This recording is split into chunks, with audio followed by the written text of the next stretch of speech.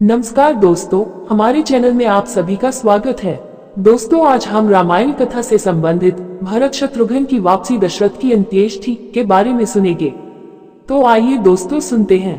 गत रात्रि के स्वप्न और इस प्रकार दूतों के आगमन ने भरत के मन में उठने वाले अनिष्ट की आशंका को और प्रबल कर दिया, किंतु उनके बार बार पूछने पर भी दूतों ने किसी भी अशुभ समाचार के विषय में कुछ नहीं बताया। भरत तथा शत्रुघ्न ने शीघ्रता पूर्वक महाराज कैकेय से विदा लिया और दूतों के साथ अयोध्या की ओर प्रस्थान किया। अनेक नदियों तथा दुर्गम घाटियों को पार करके भरत अयोध्या की सीमा में प्रविष्ट हुए। वहां का दृश्य देखकर वे बोले, हे दूत, अयोध्या की ये वाटिकाएं जन शून्य क्यों हैं? नगर में प्रतिदिन होने वाले प्रजाजनों का तुमुलनाद क्यों सुनाई नहीं दे रहा है? ऐसा क्यों प्रतीत हो रहा है जैसे आज अयोध्या श्रीहीन हो गई हो? क्या यहाँ किसी प्रकार की अवांछनीय घटना घटित हुई है? दूतों ने उनके इन प्रश्नों का कुछ भी उत्तर नहीं दिया। आशंकित भरत राजप्रासाद में पहुंचे। वे सबसे पहले पिता के दर्शन करने के लिए उनके भवन की ओर चले। उन्हें वहां न पाकर वे अपनी माता कैकेयी के कक्ष में पहुंचे। उन्हें देखकर मुस्कुराती हुई कैकेयी स्वर्ण के आसन से उठी। भरत ने माता का चरण स्पर्श किया। कैकेयी ने उन्हें हृदय से लगाकर आशीर्वाद दिया और अपनी माता और पिता के कुशल समाचार पूछा। कैकेयी की कुशलता के विषय में जान लेने के पश्चात वह बोली, वत्स, मार्ग में तुम्हें कोई कष्ट तो नहीं हुआ? उसके इस प्रश्न का कुछ भी उत्तर न देकर भरत ने पूछा, माता, मैं पिताजी के भवन से यहाँ आ रहा हूँ। वे वहाँ नहीं थे, मुझे बताइए वे कहाँ हैं? तटस्थ भाव से कैकेयी ने कहा, हे पुत्र, तुम्हारे तेजस्वी पिता स्वर्ग सिधार गए। कैकेयी के मुख से इन शब्दों को सुनते ही भरत के हृदय को मर्मांतक आघात लगा। वे बिलक बिलक कर रोने लगे। फिर वे बोले, अचानक ये कैसे हो गया? हाय, मैं कितना अभागा हूँ कि अंतिम समय में उनके दर्शन भी न कर सका। धन्य है राम लक्ष्मण जिन्होंने अंतिम समय में पिताजी की शुश्रूषा की। पिताजी के बाद अब भैया राम ही मेरे आश्रय एवं पूज्य हैं। वे कहाँ हैं? माता, क्या अंतिम समय में पिताजी ने मुझे याद किया था? मेरे लिए उन्होंने क्या संदेश दिया है? भरत को सांत्वना देती हुई कैकेयी बोले, वत्स, तुम्हारे पिताजी ने तुम्हारे लिए कुछ भी संदेश नहीं दिया।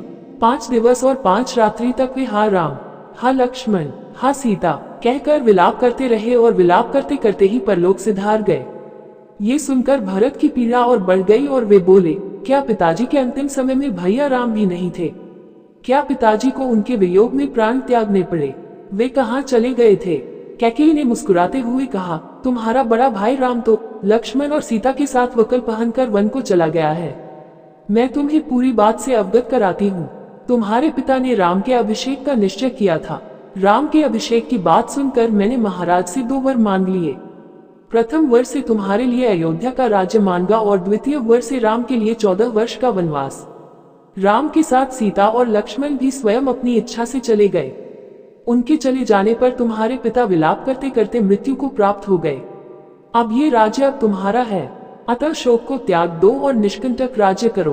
तुम्हारे विरुद्ध विद्रोह करने वाला अब इस नगर में कोई भी नहीं रह गया है। मैंने पूरी व्यवस्था कर रखी है। तुम गुरु वशिष्ठ और मंत्रियों को बुलाओ और अपना राज्य तिलक करवाओ। राम लक्ष्मण के वनवास के विषय में और पिता की मृत्यु का कारण जानकर भरत का मन व्यथा से भर गया और साथ ही साथ उनका तन क्रोध से जल उठा। वे बोले, हे पापिन माते, तुम रघुकुल का कलंक हो। मेरे भाइयों के वनवास और पिता की मृत्यु का कारण तुम्हारी दुष्टता ही है। तुम रघुकुल का नाश करने वाली नागिन हो। हे जड़बुद्धि, तुमने राम को वन क्यों भेजा? मुझे तो प्रतीत होता है कि पिताजी की भांति माता कौशल्या और माता सुमित्रा भी पति और पुत्र वियोग में अपने प्राण त्याग देंगी। राम भैया तो तुम्हारा मुझसे भी अधिक सम्मान करते थे। माता कौशल्या तुम्हारे साथ सहोदर भगिनी जैसा व्यवहार करती थी। फिर तुमने इतना बड़ा अन्याय क्यों किया? हे पाषाण हृदय माता, जिन भाइयों और भाभी ने कभी दुख नहीं देखा उन्हें इतना कठोर दंड देकर तुम्हें क्या मिल गया? भैया राम के वियोग में मैं पल भर भी नहीं रह सकता। क्या तुम इतना भी नहीं जानती कि सद्गुणों में मैं राम के चरणों की धूलि के बराबर भी नहीं हूँ? तुमने मेरे मस्तक पर बहुत बड़ा कलंक लगा दिया। मैं इसी क्षण तुम्हारा परित्याग कर देता, किंतु तुम्हारे उदर से जन्म लेने के कारण ऐसा भी नहीं कर सकता। अस्तु, मैं यदि तुम्हें नहीं त्याग सकता तो क्या हुआ, अपने प्राण तो त्याग सकता हूँ।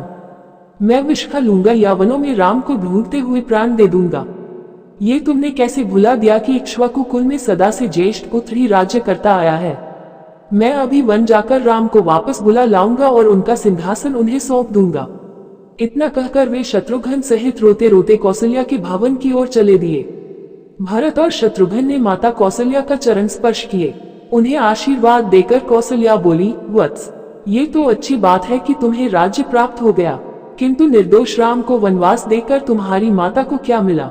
मैंने निश्चय किया है कि तुम्हारे सिंहासन संभालने के पश्चात मैं भी वन चली जाऊंगी। उनके इन शब्दों को सुनकर भरत ने रोते हुए कहा, हे माता, आप मुझे क्यों दोष देती हैं? जो कुछ भी हुआ वह मेरे अनुपस्थिति में हुआ है। भैया के वियोग में तो मेरा हृदय फटा जा रहा है। उनके बिना अयोध्या का तो क्या, यदि त्रैलोक्य का राज्य भी कोई मुझे दे तो मैं नहीं लूंगा। राम के वनगमन में यदि मेरी लेश मात्र भी सहमति हो तो मुझे रौरव नर्क मिले। इसी समय भूमि फट जाए और मैं उसमें समा जाऊं। यदि इस दुष्ट कार्य में मेरी सहमति हो तो मुझे वह दंड मिले जो घृणित पाप करने वाले पापी को मिलती है। ये कहकर रोते हुए भरत मूर्छित होकर कौशल्या के चरणों में गिर पड़े। जब वे कुछ चैतन्य हुए तो कौशल्या बोली, बेटा, इस प्रकार की बातें करके तुम मुझे क्यों दुखी करते हो? क्या मैं तुम्हें और तुम्हारे हृदय को नहीं पहचानती? और वे भरत को नाना प्रकार से सांत्वना देने लगी।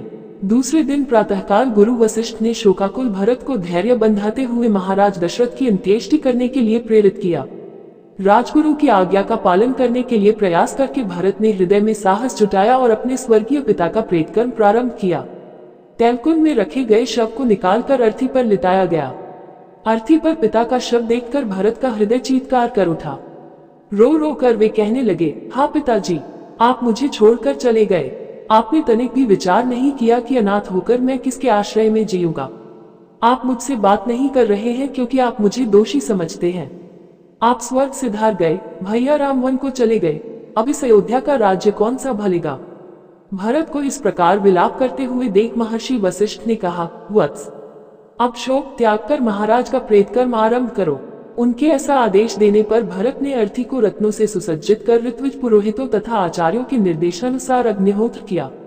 भरत, शत्रुघ्न और वरिष्ठ मंत्रीगण अर्थी को कंधे पर उठाकर शमशान की ओर चले। रोती बिलखती प्रजा भी शवयात्रा में पीछे पीछे चलने लगी। अर्थी के आगे निर्धनों के लिए सोना, चांदी, रत्न आदि लुटाए जा रहे थे। सरयू तट पर चंदन, गुकुल आदि से चिता बनाया गया और शव को उस पर लिटाया गया। सभी विलाप करके रोने लगी। भरत ने चिता में अग्नि प्रज्वलित किया और सत्यप्रायण महात्मा दशरथ का नश्वर शरीर का पंचभूत में विलय हो गया।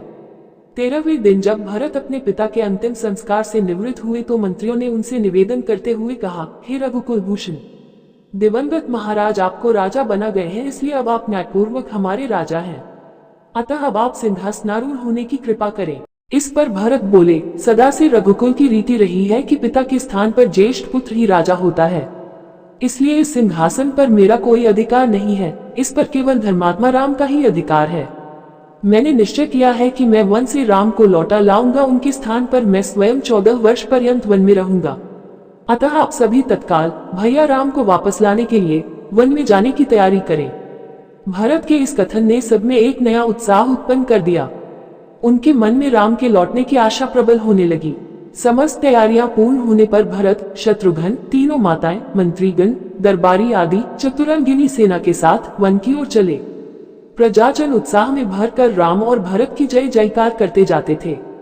राजा गो के नगर श्रृंगवरपुर के निकट गंगा तट पर उन्होंने अपना पड़ाव डाला। विशाल सेना के साथ भरत के आने का समाचार निषादराज गो तक भी पहुंचा। उन्होंने अपने सेनापतियों को बुलाकर कहा, सेनापतियों, आप लोगों को अच्छी प्रकार से विदित है कि रामचंद्र हमारे मित्र हैं। हमें ज्ञात नहीं है कि भरत किस उद्देश्य से सेना लेकर आए हैं। अतः अपनी सेना को तुम लोग सतर्क करके इधर उधर छिपा दो। 500 नावों में 100 अस्त्र शस्त्रधारी सैनिक भी तैयार रहे। यदि भरत राम के पास निष्कपट भाव से जाना चाहे तो जाने दो, अन्यथा उन सबको मार्ग में ही मृत्यु के मुख में पहुंचा दो।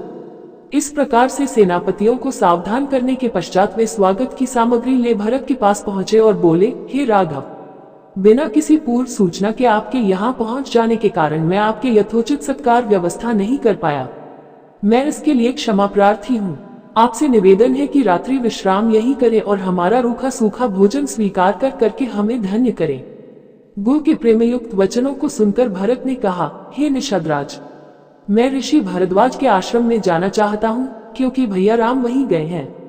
आपकी मुझ पर बड़ी कृपा होगी यदि आप मुझे कुछ पथ प्रदर्शक प्रदान करें। निषाद बोले, प्रभु आप चिंता न करें, मैं और मेरे सैनिक आपका पथ प्रदर्शन करेंगे, किंतु आप इतनी विशाल सेना को साथ लेकर रामचंद्र के पास क्यों जा रहे हैं? निषाद के हृदय की शंका का अनुमान कर भरत बोले, निषाद, मैं भैया राम को वन से लौटाकर उनका राज्य उन्हें सौंपना चाहता हूँ, क्योंकि वे मेरे बड़े भाई और पिता के तुल्य हैं। मेरे इस कार्य के लिए मेरी माताएं और मंत्री आदि भी मेरा साथ दे रहे हैं। भरत के वचन सुनकर गोह को संतोष हुआ। समस्त जनों सहित भरत ने वही रात्रि विश्राम किया। प्रातःकाल गुहराज की आज्ञा से गंगा के किनारे पर सैकड़ों नौकाओं का प्रबंध कर दिया गया और उनमें सवार होकर सब गंगा पार उतर गए। वे सभी महर्षि भरद्वाज के आश्रम में पहुंचे। उनका यथोचित सत्कार करने के पश्चात महामुनि ने भरत से वन में आगमन का कारण पूछा। भरत ने हाथ जोड़कर कहा, महामुनि, मैं अपने भैया राम का दास हूँ। मेरी माता कैकेयी ने जो कुछ किया है मैं उसके सर्वथा विरुद्ध हूँ। मैं भैया राम के पास जाकर उनसे क्षमा याचना करना चाहता हूँ। मैं उनसे अयोध्या लौटने की प्रार्थना करना चाहता हूँ कि वे वापस लौटकर अपना राज्य संभाले। भरत की बात सुनकर मुनि बोले, भरत तुम वास्तव में महान हो। मैं तुम्हें आशीर्वाद देता हूँ कि तुम तीनों लोकों में यशस्वी हो। आजकल राम, सीता और लक्ष्मण के साथ चित्रकूट में निवास करते हैं। तुम कल प्रातः वहां चले जाना। आज की रात्रि यही विश्राम करो।